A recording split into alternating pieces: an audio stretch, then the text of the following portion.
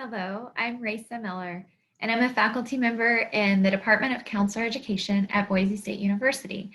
I'm really excited to join you today to talk about brain-based wellness. I've prepared a presentation. I'm going to go ahead and pull it up now.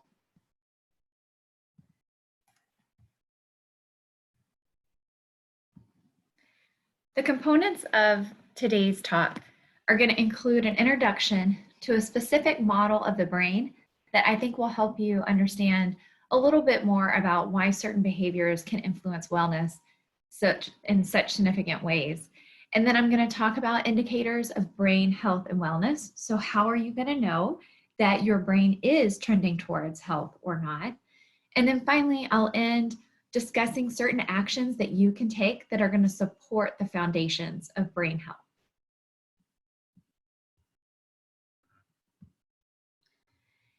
Truly, talking about wellness and the actions that support wellness is not necessarily new. From ancient times and throughout Eastern and Western cultures, there are a lot of habits and behaviors that are talked about that support quality of life. But what I hope to offer you today is a fresh look at these behaviors. New technologies in the last decade or two have allowed for scientists to look into the brain in new ways and see how certain actions actually shape the brain, grow brain cells, and strengthen or atrophy certain areas of the brain and correlate with wellness. So I'll be sharing that information with you just as a new lens for wellness. For me, that has been really helpful to know how what I do influences and shapes the actual function and structure of my brain has been motivating. So I hope you'll find it motivating as well. I mentioned I would introduce to you a model of the brain, and the model of the brain I would like to share with you is the hand model of the brain. This hand model is from Dan Siegel. He is a neuroscience psychologist that works a lot with translating neuroscience into practical applications for individuals. And so this is one of the examples of this, but I think it's helpful for everyone to understand. So imagine your hand is your brain, maybe just one side of it actually, because we have a left and a right side of our brain that would look like this, but this is your brain. Through your wrist here, oh, you can tell I'm a mom. I have hair bands ready to go, right? So this wrist would be like your spinal cord. So all the information from your organs and lower body comes up through your spinal cord and first enters your brain stem, which would be right here about in the palm of your hand. And your brain stem is the first part of your brain to develop. And it's important for very essential functions like breathing, heart rate, sleep-wake cycles, hunger cycles. Then if you fold your thumb over, this would constitute what we would call the limbic system. It's very important in motivation, emotion, attachment. It also is really important for, it has the amygdala in it, which the amygdala scans our environment constantly to assess for threat. Safe, not safe, safe, not safe. And if it identifies something or perceives something as not safe, it then calls forth all of the other, what you might see here referred to as the fight, flight, or freeze responses. So it starts the autonomic nervous system going into threat response mode. The hippocampus is also in the limbic region, which is really important for memory. And again, just kind of this emotion generation center. And then if you fold your hand over your thumb like this part of your brain would be the neocortex, which is the last to develop. It's not fully developed or integrated into everything else until your late 20s. Scientists think that it's pretty developed at the age of about 16, but it's that integration element that's really important, that it can work really quickly at inhibiting what we would call subcortical, because it's below the this cortical neocortex, subcortical kinds of reactivity. So at the very tip of your prefrontal cortex right here where the fingertips are.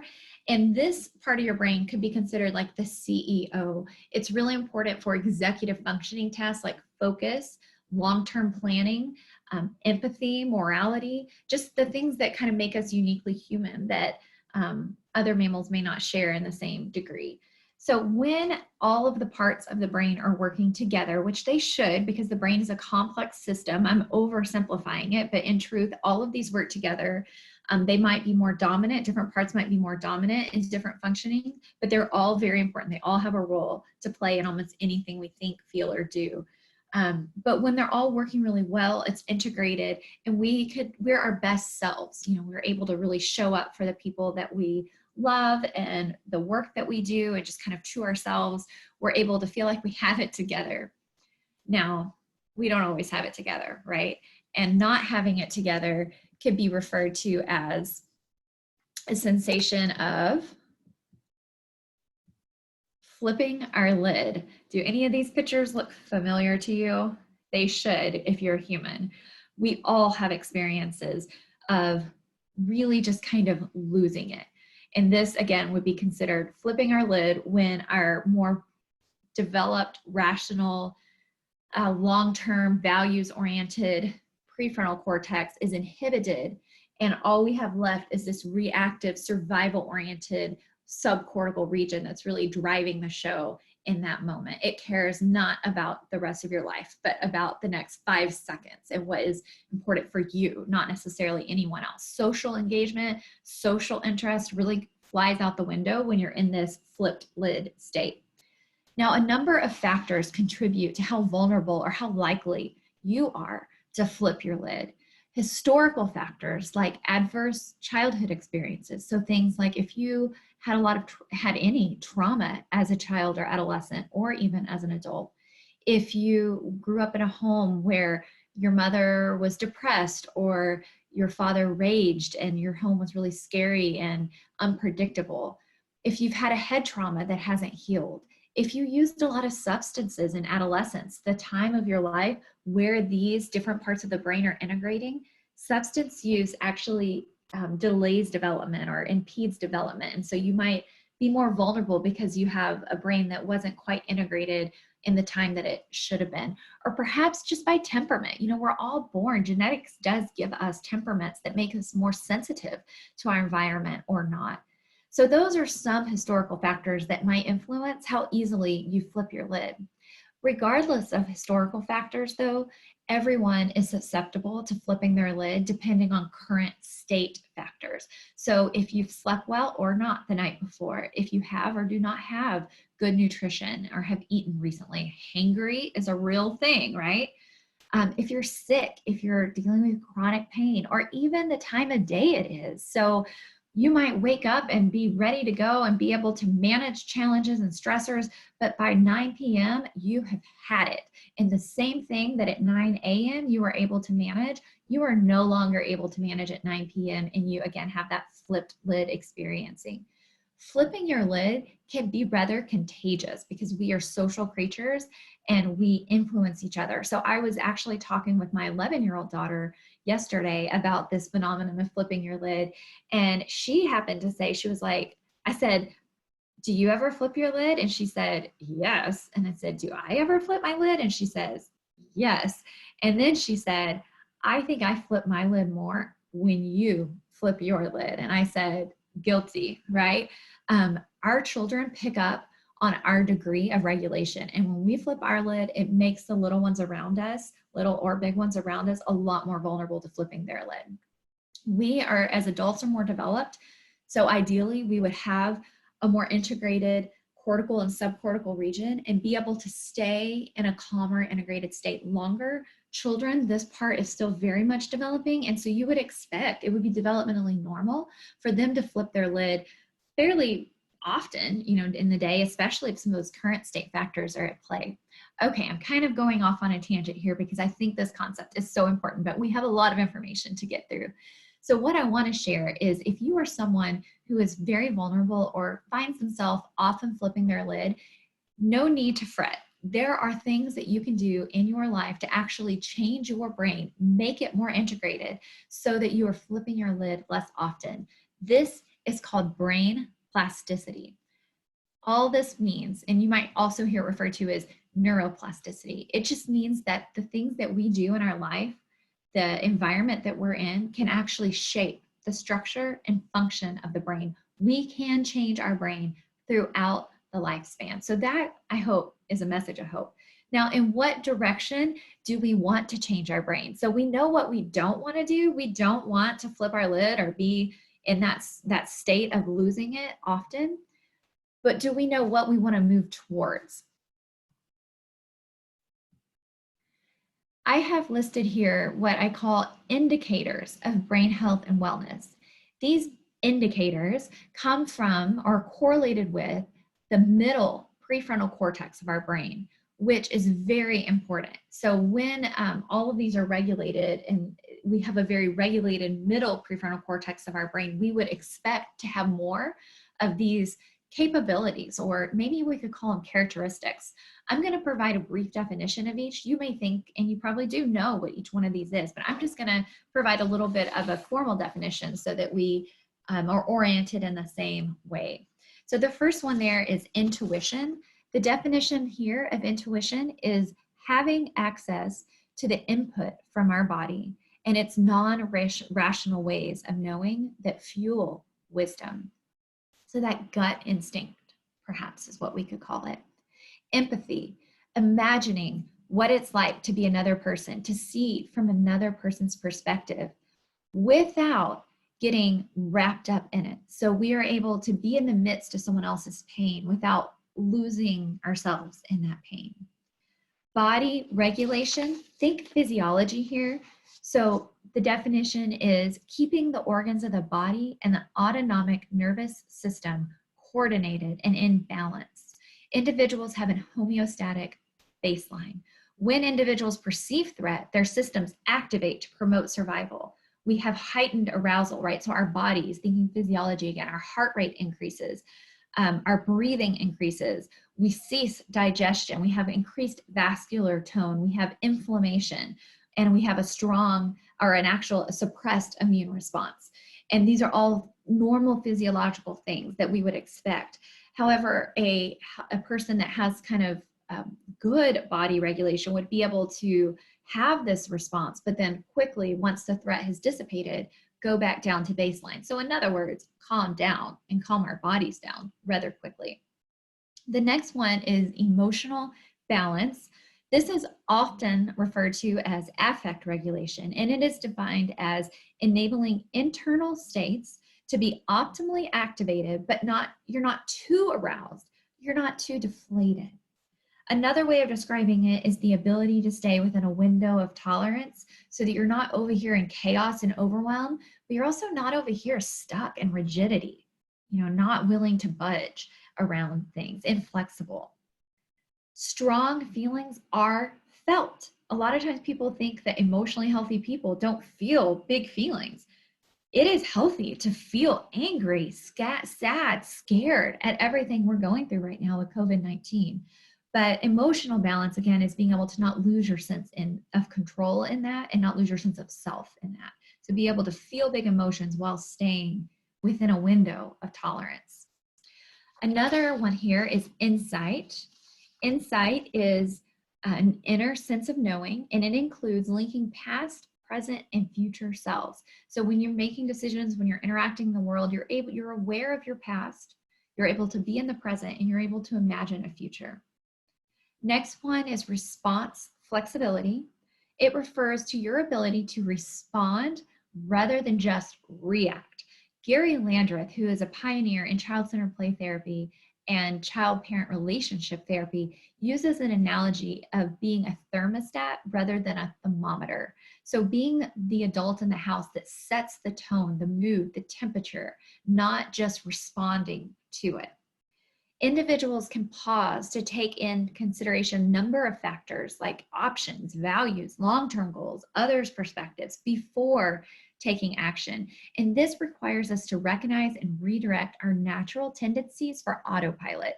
It's completely normal to be on autopilot and not overthink every single thing we do, but sometimes we have to be able to get ourselves off the autopilot, the cruise control, and take over driving. That's called response flexibility. Fear modulation refers to the ability to calm fears in the face of perceived threat, typically via regulation of the amygdala, this limbic region. So being able to do that using our integrated prefrontal cortex. Morality refers to imagining, reasoning, and behaving from the perspective of the larger good. So the reality is, like I mentioned, when we are in a flipped lid place, we only care about the next 5 seconds for our health and well-being. We're not thinking about others. We're not engaged in social interests. So keeping an integrated and having an integrated cortex and limbic subcortical and cortical regions results in our ability to care about the larger, greater good. And then finally, attuned communication, which refers to the tuning in to our internal state of another. It requires openness and receptiveness to another's full experience. So can you really take in their thoughts, their feelings, their perspectives? And attunement means that you recognize when you get it wrong, because we don't always get it right, especially with our kids. Maybe we think they need this, but they really were trying to communicate that. Are we able to say, oh, I've got it wrong, and circle back around to repair and to create a new state of relational safety? So I know that's a lot of information, but I think it's good to have a foundation of what it means to have, to be, what capabilities and characteristics are correlated with brain health. So this is the model I use. So whether you feel like you want more or already have it and just want to better yourself, or whether you think you are constantly in a flip lid state and you're like, I really want to move closer to those indicators of brain health, this is a way to get there. Dan Siegel of the MindSight Institute, also the same guy that did the hand model, and then also David Rock, who founded the Neuro Leadership Institute, created this healthy mind platter back in 2011 to describe the essential nutrients for brain health. So similar to, like, if you're thinking about the food platter that the FDA might do to say, oh, these are the essential nutrients you need for your body, these are the essential that you would need for your brain. So I'm going to briefly review them. The first important one here is sleep time. This is probably not going to come as a surprise to anyone, but do you know what sleep does in the brain and how important it is in the brain? First and foremost, one of the major functions of sleep is to clean toxins that have accumulated throughout the day in your brain. Just clean them all up. Also, not getting enough sleep leads to a decreased function in the dorsolateral prefrontal cortex and the interparietal succulus, which are important and intentional tasks. It leads to decreased thalamic activity, which the thalamus links the brainstem and the cortex. Changes in the mesolimbic reward system and in dopamine signaling, which you might or might not recognize all that, but basically it impacts the degree to which we can make decisions around rewards. And then impaired hippocampal functioning, which is so important for learning. One of the major functions of sleep is taking everything we've learned and experienced during the day and throwing out the unimportant and consolidating into long-term storage the things that are important. All of these brain changes translate to, in terms of mental functioning, heightened emotionality. Again, this is from not getting enough sleep. Problems with thinking, increased risk taking, that's linked to that reward discrimination accuracy, and then trouble learning.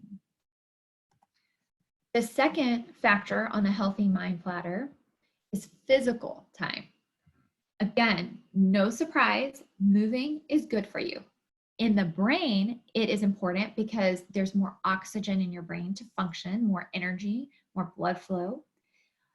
Physical time releases endocannabinoids, oxytocin, and other helpful neurochemicals that help your brain and body build resilience to stress. So that's kind of cool. Stress is inevitable. It's part of life. And in fact, it's not all bad. And it means that you're doing things that are important or meaningful or engaged in difficult tasks, but you want your brain to be ready to take it on and to get back to homeostasis, to have that resilience. It increases neuroplasticity in general, so just helps your brain prime for growth of new neurons. Enhanced what's called BDNF, brain-derived neurotrophic factor, which is very important for neurogenesis and also helping release important neurochemicals that feel good, vitality, wellness. And then it's just directly linked with strengthening the middle prefrontal cortex, which again is linked to all those 9 functions or indicators of health. In terms of mental functioning, physical time primes the brain for connection and cooperation. May not have known that. It also enhances emotion regulation and enhances cognitive functioning, especially within a few hours after a little bit of moderate to increased exercise. So if you really need to do something that requires focused attention, go exercise, get your heart rate up, moderate to more intense activity, come in, and you're gonna have about 2 hours of really primed focus and thinking time. Kelly McGonigal is one of my favorite authors and scholars for translating science into practical applications. She recently published a book called The Joy of Movement, which is really a fresh take on this very topic of how physical time influences our brain and mental functioning. So if you're interested in learning more, I would recommend her book. Connecting time is the next brain nutrient that I want to talk about. Really the most important thing that connection, well, first of all, I'm going to define connection because it's not just being around people or just talking with someone. It's really a state of being with someone in which you feel felt. You are known for who you are and accepted and prized for who you are. And you're doing that for another. And if you absolutely cannot have a person do that, an animal or nature can get close to that same effect. But being in that kind of trusted, feeling felt relationship helps balance our autonomic nervous system. So the threat response system, the fight, flight, or freeze, which takes up a ton of energy in our brain and body, it helps balance that. And it also, in that connected state, we share brainwaves with other people, a phenomenon called brain coupling. In terms of how that translates to mental functioning, being able to have that balanced nervous system increases our bandwidth to manage the inevitable ebbs and flows of life, which can be stressful. That is so important to me. We do not have limited patience. Surprise, surprise, right? We do not have unlimited willpower. It wears on us as we go throughout the day. So if we are able to engage in that connection time, it helps us keep the bandwidth stronger and longer for managing stress well. It also leads to decreased hypervigilance. It increases hope for facing difficult challenges. So tasks that are hard are perceived easier when we are doing them with someone we care about. So facing COVID-19 and all the things that it's bringing, we will face that painful and difficult challenge easier. It won't feel as hard if we're connected with others. And when we have a felt sense of accompaniment, we actually feel less fear and pain. Time in, this is a really, really important one that is not valued in our culture. Sometimes time in the definition is intentionally tuning in to your inner world with openness, curiosity, and non-judgment of whatever you find there, whatever sensations and emotions or thoughts that you might have. Some people refer to this as mindfulness. It's a type of mindfulness, certainly. Maybe a mindfulness meditation practice or journaling. But really it just means, hey, do you pause and check in here? See what's there? If you do that, there's actually quite a bit of research that is showing significant brain changes for doing time in practices. You can see them there on the screen. Increased left hippocampus, gray matter density, posterior cingulate cortex, temporoparietal junction, and cerebellum. All important areas of the brain are basically strengthened. Increased cortical thickness, increase in telomeres that help with aging and immune health. Decreased amygdala gray matter, and we like when the amygdala gets smaller because it means that we're less reactive. We have less of a hypervigilance. And then decreased brain atrophy. Literally, we decrease aging and decrease pro-inflammatory genes, which inflammation in our body wreaks havoc for physical and mental health. In terms of the correlations with mental functioning, we have enhanced learning and memory, enhanced emotion regulation, enhanced perspective taking, improved self-referential processing, increased attention and focus, greater interoception, which is that ability to even know what's in your body, and sensory processing. So many positive benefits. Focus time is when you have a goal-oriented task. This definition, let me just see if I can find it real quick. So It's about managing your attention to focus entirely on a goal-oriented task, exerting self-control to block out interferences. Now, fair enough, this is for parents, so many of you will be parents watching this, and the idea right now of having kids at home 24/7 and being able to ever focus is a little bit of a joke. I get that. But if you can scrape out 5, 10, 30 minutes to do something that really you're able to just totally dive into and use your middle prefrontal cortex, you're going to find that if you use it, you don't lose it. If you use it, it increases the strength of that. So you will increase your middle prefrontal cortex, which correlates with improved executive functioning generally. So better at alerting, better at orienting, planning, and focusing, improved inhibition of lower cortical impulses. So you're going to be better at not flipping your lid, and having increased self-efficacy and self-worth, because when you're able to focus on things that are important to you and make progress towards goals, you feel good about yourself. One thing to note here, you should probably close your email and put your phone away, because those are two huge distractors to actual meaningful focused time. Downtime is pretty fun. Intentionally having no intentions. So really very opposite of focus time. You might think, if you're someone who's a high achiever, does a lot, that this would be wasted time. But I would like for you to reframe downtime as not wasted time, but instead allowing your brain to go into the diffuse mode. Or another way of looking at it is engaging what's called the default mode network of the brain. So different parts of the brain are being activated, and those parts of the brain are correlated with increased insight, improved decision-making, and heightened creativity. Who doesn't want those? So doing downtime, which are things like daydreaming, listening to music, reading a book that's fiction just for fun. You know, you're not trying to learn anything necessarily. Doodling, maybe even scrolling through Facebook in just a curious, open way without any intention or goal. All of those things can allow yourself to go into diffuse mode to have those benefits. And then finally, playtime. Playtime in this context is really allowing you to do something that is spontaneous and novel. The brain needs novelty for optimal functioning. So when you get engaged in playtime, something spontaneous again, it increases the BDNF, which we've already talked about is really important for growth and maintenance of brain cells. And it also activates part of your brain that increases dopamine, which is the motivation to things that are experienced as rewarding or pleasurable. And doing this is going to increase motivation and increase sense of well-being. I'll just say that as adults, we stink at playtime, but kids are really good at playtime, especially kids that are healthy, that aren't stuck in anxiety or depression, right?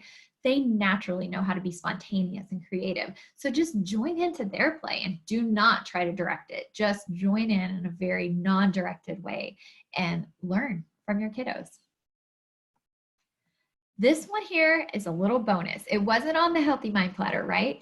But I would argue if David Rock and Dan Siegel were to redo the Healthy Mind Platter now, they would have to put nutrition, because in the last decade, there has been so much research on the brain, the gut brain to the skull brain, the connection, the gut microbiome is a whole area of research right now. A few myths connected to that are related to brain that I just want to debunk: that low fat is healthy. This is not true. Our brain needs fat. Now, granted, not all fat is healthy, right? French fries and avocados are two different kinds of fat. You want to focus on healthy fats. But this idea of buying all low-fat food and feeling like you're doing something that's healthy needs to be debunked. This idea of cutting out entire food groups as being healthy, maybe it is for you, but it is not for everyone. And a lot of times, if you are taking out a whole food group like gluten or proteins that come from animals, you're going to need to add supplements to your diet in order to prevent certain mental states. So I am not a nutritionist, but I would highly suggest you speak with a nutritionist if you're thinking about cutting up whole groups of food so you can get the right supplements for what you might be missing.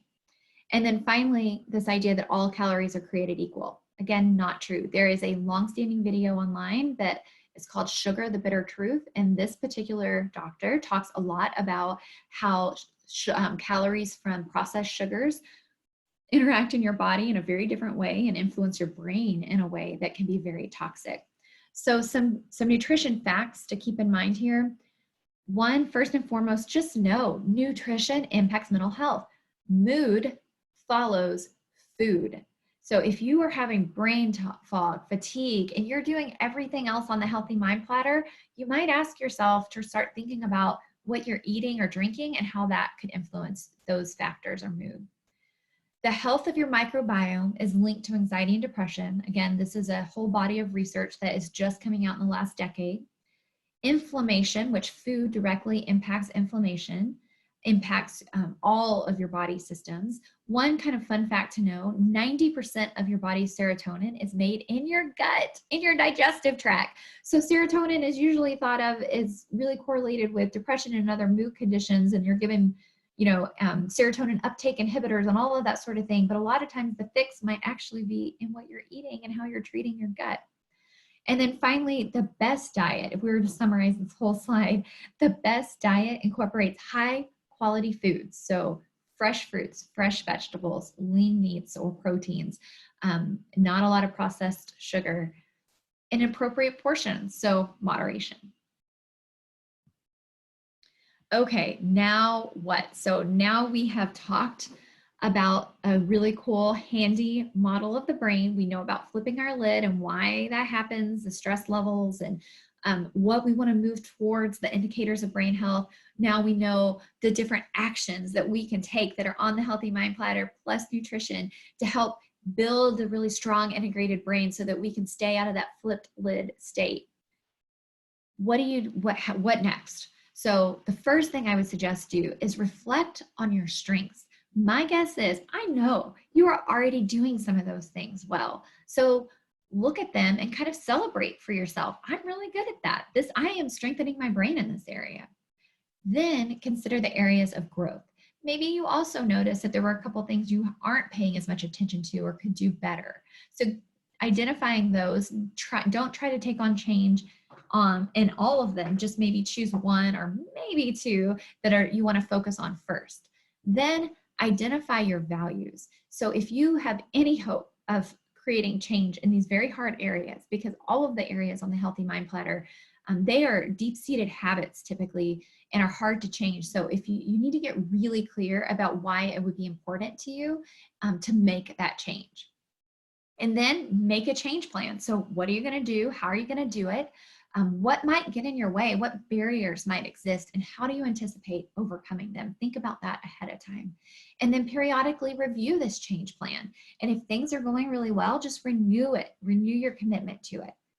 But if things aren't going really well, it's time to revise it. So that's just kind of a brief overview of what you might do with all this information. I will be creating tips videos that'll be released in the end of May, and these are going to follow, more information that will be linked to the Healthy Mind Platter, but really take it into further steps of what you might do with the information. So look forward to that. And then again, just if you're a parent, these are two people that I would really suggest learning more from: Dan Siegel with the Mindset Institute and Jody, who is a parent teacher coach founder right here in the Treasure Valley that she's moved a lot of her classes onto Zoom. And then finally, if you have any questions, please feel free to reach me. Email is best. Thank you for joining me today. If you've made it this far, you've done great. If you made it halfway and you're not watching this, you did great too, because as I mentioned, it's hard to find any time to focus and learn these days. So thank you for joining me, and I wish you continued good health.